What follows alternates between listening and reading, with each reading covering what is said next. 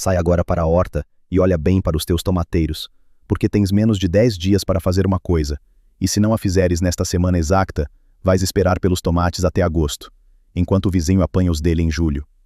Não é o clima, não é a variedade que compraste, não é sorte, nem azar, nem o terreno. É uma única ação, ou uma única inação, que decides exatamente nesta janela de 7 dias, quando o tomateiro lança as primeiras inflorescências. E essa decisão determina se a planta consolida a floração ou se abandona tudo e volta a crescer folhas durante mais 6 semanas. Há uma saída, custa quase nada, e qualquer pessoa consegue fazer. Mas ninguém te disse, porque ninguém ganha dinheiro a explicar isso. Já te aconteceu ter uma planta linda, verde escura, vigorosa, cheia de folhas, e depois chegares em julho e não havia quase nada, talvez 2 ou 3 tomates, pequeníssimos, e tu a pensar que a culpa foi do calor, ou das pragas, ou de não teres comprado a variedade certa? Esse não era um problema. O problema tinha acontecido semanas antes, em maio, numa manhã em que fizeste exatamente o que toda a gente faz, o que está escrito no saco do adubo, o que o vizinho faz, o que os pais ensinaram, e que destrói a primeira floração silenciosamente, sem aviso, sem sinal imediato. Não és tu o culpado por não saberes isto. Este conhecimento existiu, foi documentado, foi praticado, mas nunca ficou popular. Não é conspiração nenhuma, é simplesmente lógica comercial. Ninguém ganha dinheiro a explicar que a cinza da lareira e uma forqueta de jardim resolvem o problema.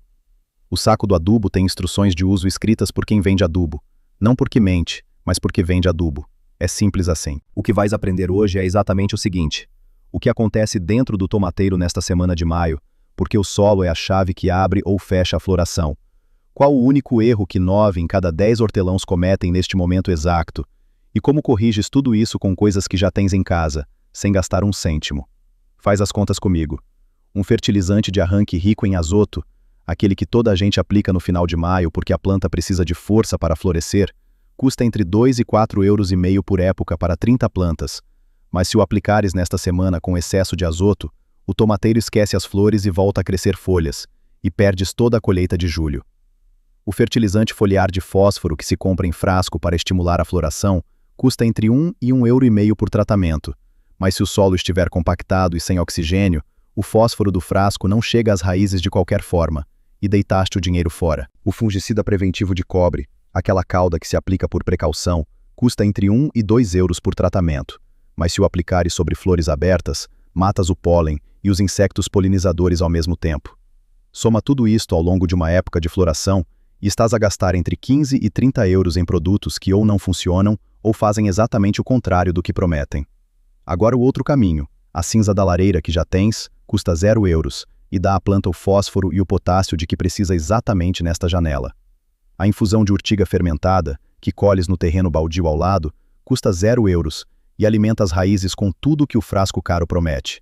A forqueta de jardim que já tens na garagem oxigena o solo em 10 minutos e faz mais pela floração do que qualquer produto químico. O custo total desta abordagem? 0 a 8 euros, dependendo de comprares ou não um pouco de estrume curtido de galinha. Reconheces este padrão? Compras o frasco, tratas a planta, mas os resultados não aparecem. Porque a causa do problema não era a falta de produto, era a falta de conhecimento sobre o que acontece dentro da planta nesta semana exata.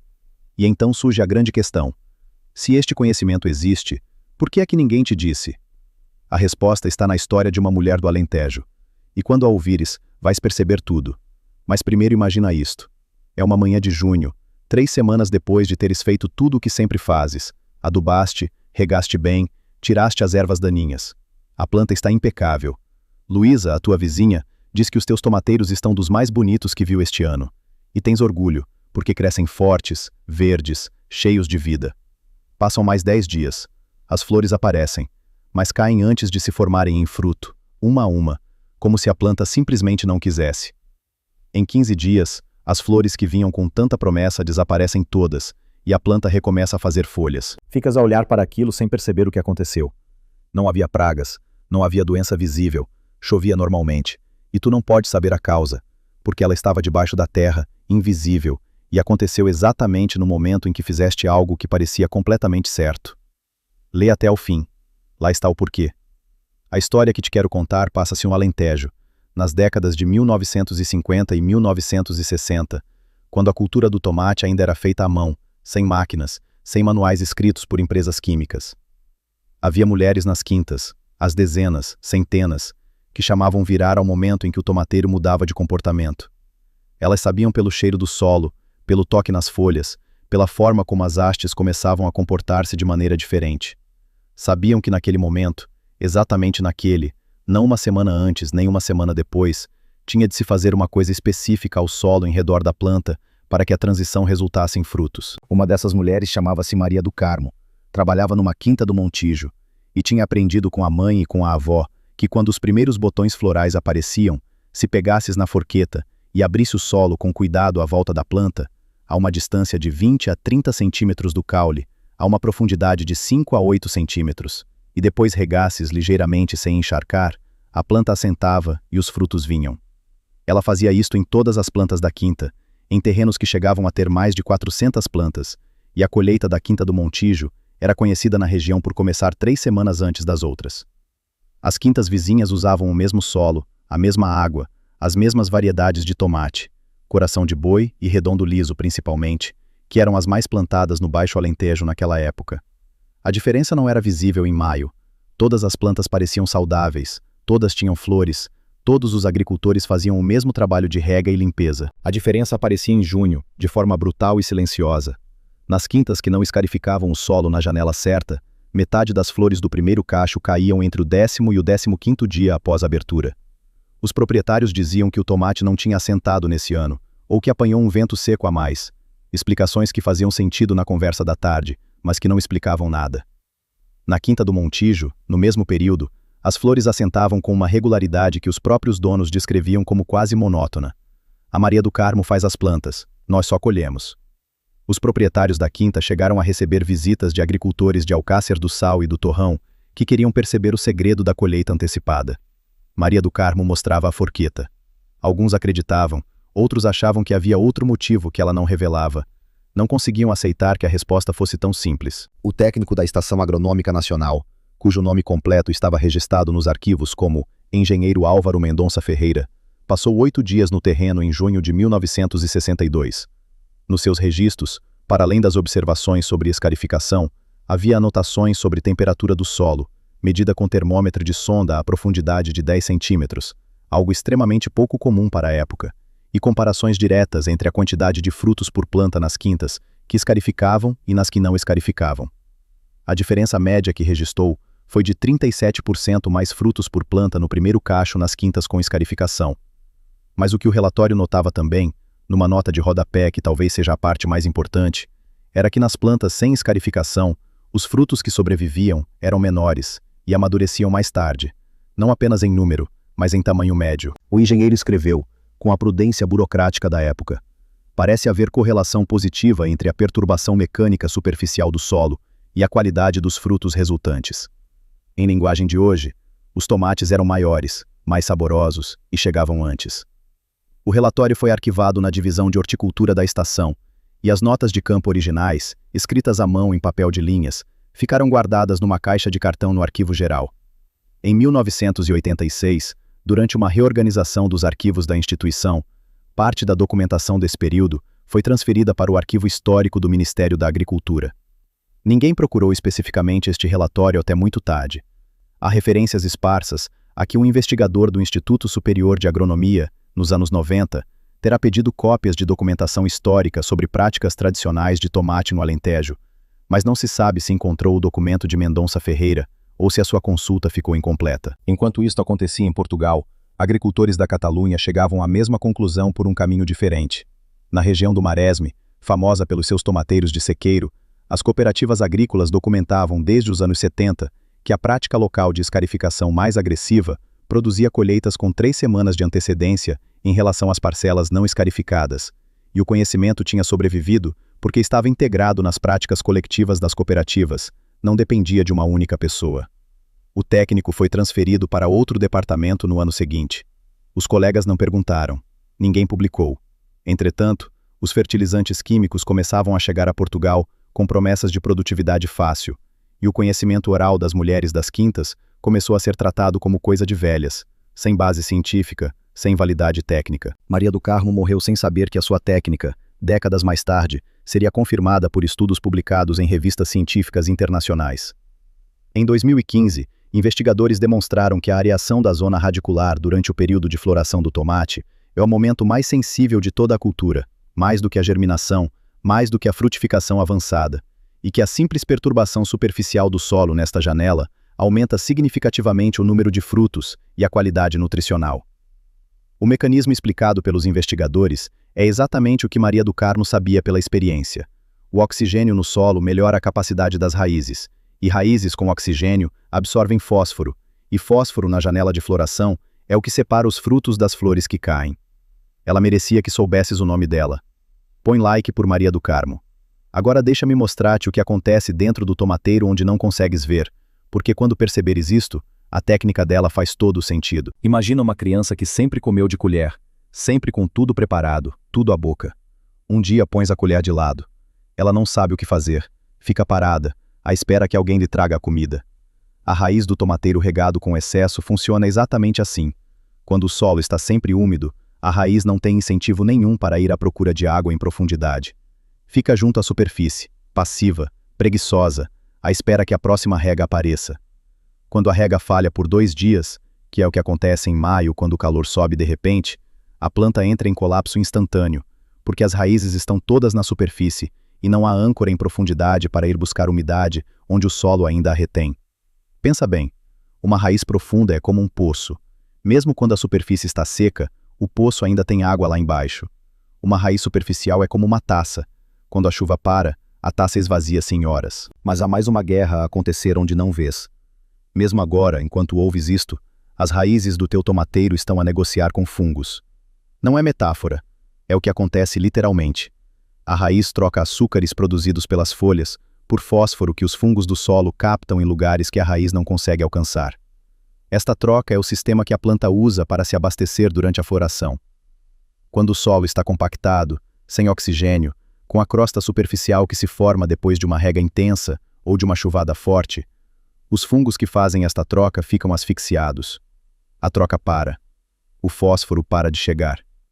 E sem fósforo na janela de floração, o ovário da flor não tem o que precisa para sobreviver após a polinização, e a flor cai. Estes fungos são filamentos invisíveis a olho nu, mais finos que um cabelo humano, que crescem em associação com as raízes do tomateiro e estendem a área de absorção da planta de forma exponencial. Uma raiz sem estes fungos ativos consegue absorver água e nutrientes num raio de alguns milímetros à sua volta. Uma raiz com estes fungos a funcionar trabalha como se tivesse dezenas de milhares de antenas adicionais que alcançam zonas de solo a 5, 10, 15 centímetros de distância.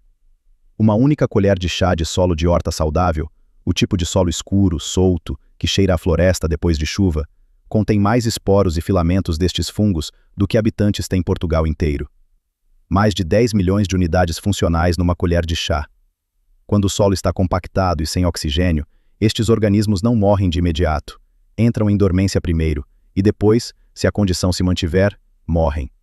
O problema é que a dormência já basta para parar a troca. Um fungo em dormência não troca açúcares por fósforo. É como ter um banco fechado. O dinheiro existe nos cofres, mas não consegues aceder a ele. E o hortelão que caminha pela horta depois de uma rega forte, quando a crosta já formou, quando o solo ressoa diferente sob o pé, quando se ouve esse estalo seco que o solo compactado faz quando a crosta se parte sob o peso, está literalmente a pisar comunidades de fungos que trabalhariam de graça pela colheita dele. O cheiro de terra molhada que tanto se aprecia depois de chuva é parcialmente produzido por estas comunidades de fungos e bactérias quando o solo tem oxigênio e vida. Quando o solo está compactado e sem atividade biológica, esse cheiro não existe. Se a tua horta cheira a terra depois de chuva, estás bem. Se não cheira a nada, ou pior, cheira a parado ou a estagnado, o solo está em má condição e a escarificação é urgente. O que é que isto significa para ti agora? Significa que o solo à volta do teu tomateiro, nesta semana exata de maio, precisa de respirar, literalmente. Há um erro que fazem 9 em cada 10 hortelãos portugueses, exatamente neste momento. E se te dissesse o nome desse erro, ias reconhecer imediatamente porque já o fizeste. Talvez o estejas a fazer agora. O erro chama-se o adubão de maio. É a aplicação de fertilizante rico em azoto na última semana de maio, os 1º de junho, exatamente quando os primeiros botões florais aparecem, com a intenção de dar força à planta para florescer. Parece completamente lógico. A planta vai fazer um esforço grande, precisa de energia, tu dás-lhe nutrientes. Está na lógica. Está na embalagem. Toda a gente faz. O vizinho faz. O pai fazia. O problema é que o azoto estimula o crescimento vegetativo. Quando dás azoto ao tomateiro no momento em que ele está prestes a mudar de modo, de crescer para reproduzir, estás a dizer-lhe, em linguagem química, que a planta entende perfeitamente. Continua a crescer folhas, continua a crescer ramos, continua em modo vegetativo. A planta obedece, os ramos crescem, as folhas ficam verde escuro, intenso, lustroso. O tomateiro parece mais saudável do que nunca. E as flores que tinham aparecido começam a cair, uma a uma, porque a planta recebeu a mensagem de que ainda não é a altura de fazer frutos. Ao fim de 15 a 20 dias, vês uma planta enorme, exuberante, sem um único tomate. E não percebes o que aconteceu, porque quando a flor caiu, tu já tinhas parado de prestar atenção, e ninguém te disse que as duas coisas estavam ligadas. Os sintomas aparecem 3 semanas depois da causa.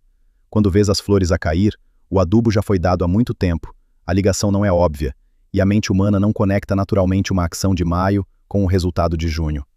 Escreve nos comentários, fizeste isto? Diz a região, vemos o padrão. Agora o protocolo, são 5 passos. Fazem-se todos nesta semana. Não há ordem errada, há ordem de eficácia. Primeiro passo, escarificação do solo. Pega na forqueta de dentes finos e abre o solo suavemente à volta de cada tomateiro, a uma distância de 20 a 30 centímetros do caule e a uma profundidade de 5 a 8 centímetros. Não mais, porque as raízes finas estão perto da superfície e não queres cortar. Faz isto 3 a 4 dias antes de veres as primeiras flores abertas, ou imediatamente se as flores já estão a abrir. 10 minutos por planta. Esta ação abre canais de oxigênio no solo e permite que os fungos benéficos voltem a funcionar. Segundo passo.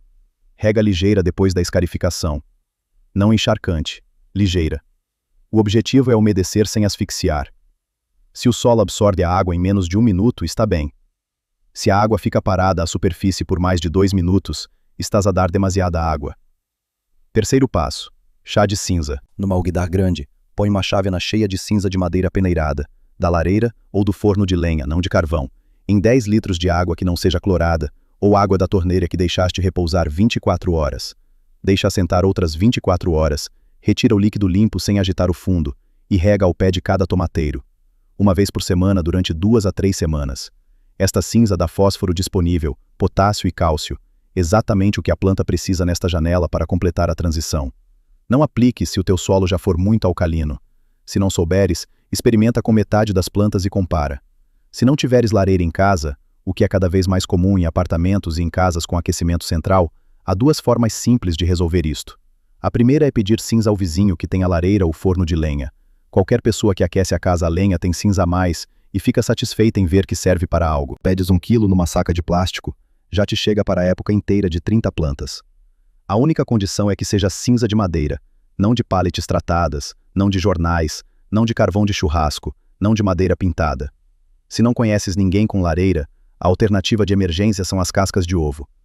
Moídas até ficarem quase em pó, podes usar o rolo da massa ou um almofariz, e incorporadas diretamente no solo à volta da planta, na dose de 1 a 2 colheres de sopa rasas por planta, as cascas de ovo libertam cálcio e fósforo de forma lenta ao longo de 4 a 6 semanas. Não é tão rápido nem tão completo como a cinza, mas funciona razoavelmente bem como medida de apoio nesta janela. E sobre a água de rega desta semana, se usas água de furo, que em Portugal está tipicamente entre 12 e 16 graus mesmo em maio, dependendo da profundidade do furo e da região, tem cuidado. Água fria sobre as raízes de um tomateiro que está nesta transição metabólica entre crescimento vegetativo e floração é como deitares água fria sobre alguém que acabou de acordar. A planta não morre, mas atrasa tudo. O metabolismo radicular abranda, a absorção de fósforo diminui abruptamente. O que se faz é simples. Enche os regadores de manhã e deixa-os ao sol durante 2 a 3 horas antes de regar. A água de furo a 12 graus chega facilmente aos 21 ou 22 graus depois de 2 horas no regador escuro ao sol de maio. Não precisas de medir com termômetro, mergulhas à mão, e se não está fria, está boa.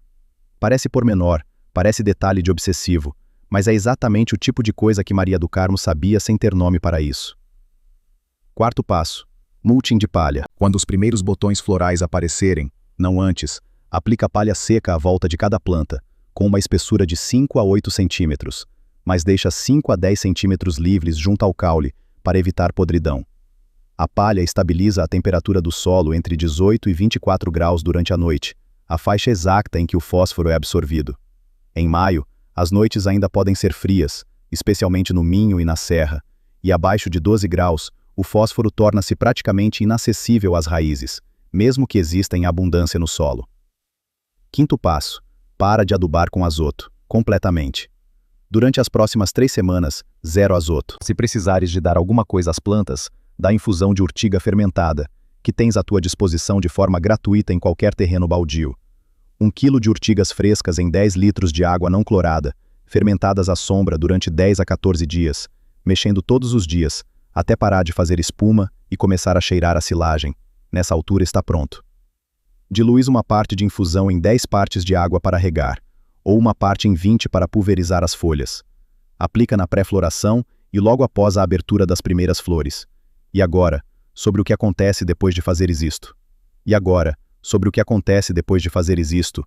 A resposta não aparece nos primeiros 3 dias.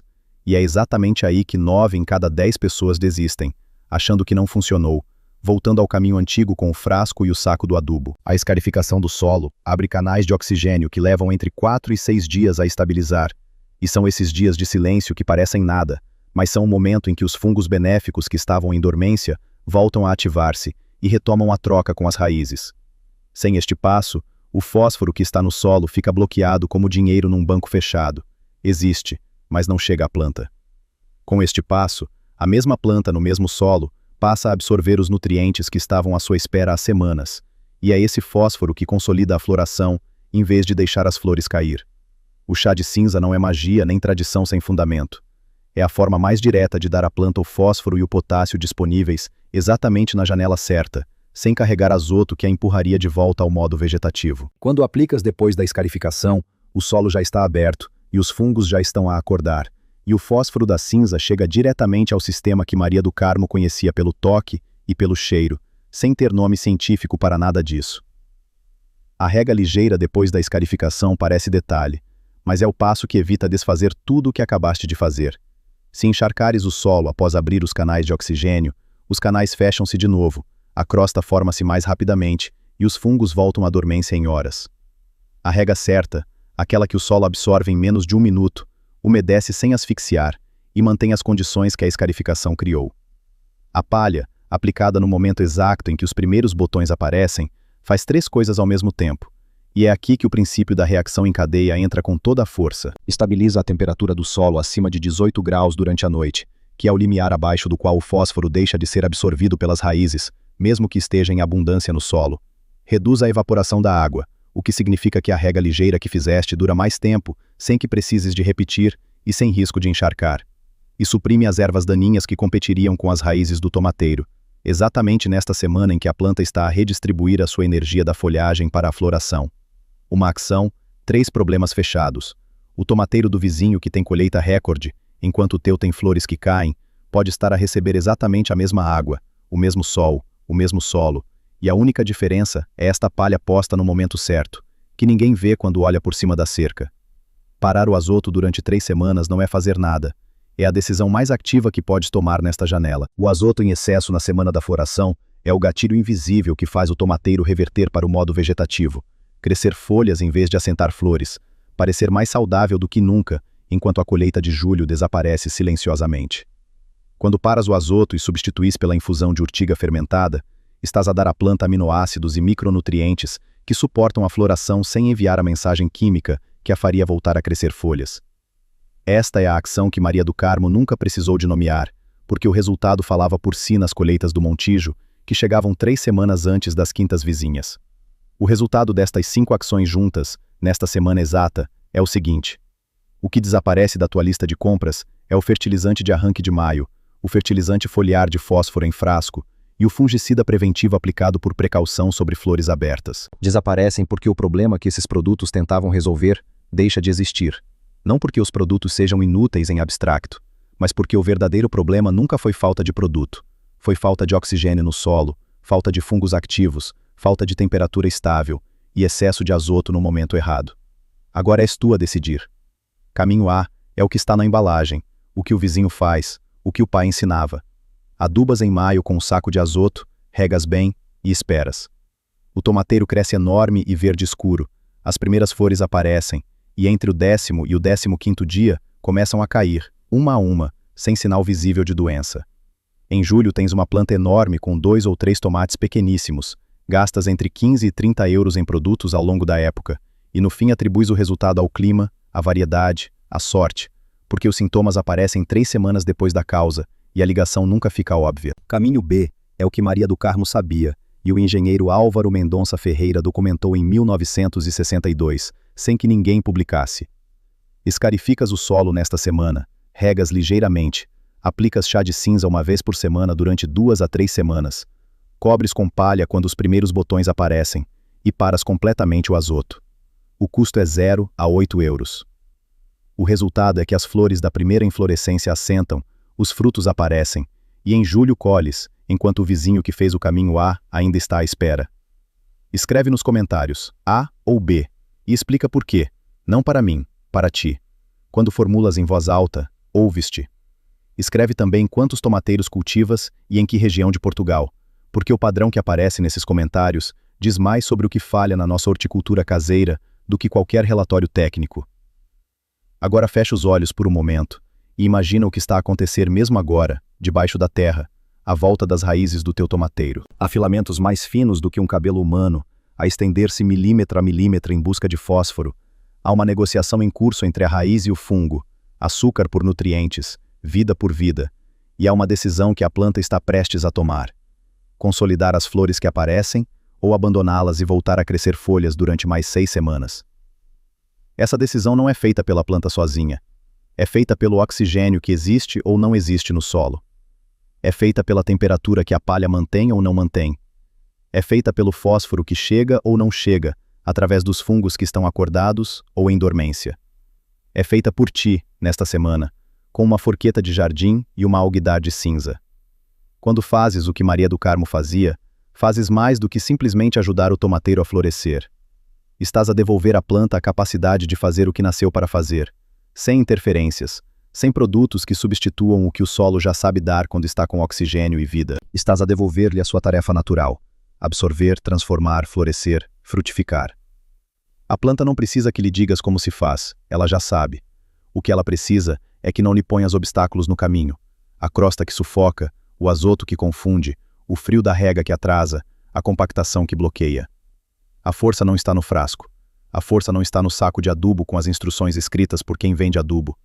A força está em perceber o que acontece dentro da planta nesta janela de 7 dias, em perceber por que é que uma forqueta de jardim faz mais pela tua colheita do que qualquer produto químico, em perceber que Maria do Carmo sabia algo que levou décadas a ser confirmado por investigadores e que tu podes aplicar esta tarde, antes que as flores que estão a abrir agora comecem a cair. Hoje à tarde, antes do jantar, vai à horta e faz o primeiro passo. Só o primeiro, a escarificação. 10 minutos por planta. E na semana que vem, diz-me o que viste. Radaicina sabe. Dá-lhe razões para se lembrar.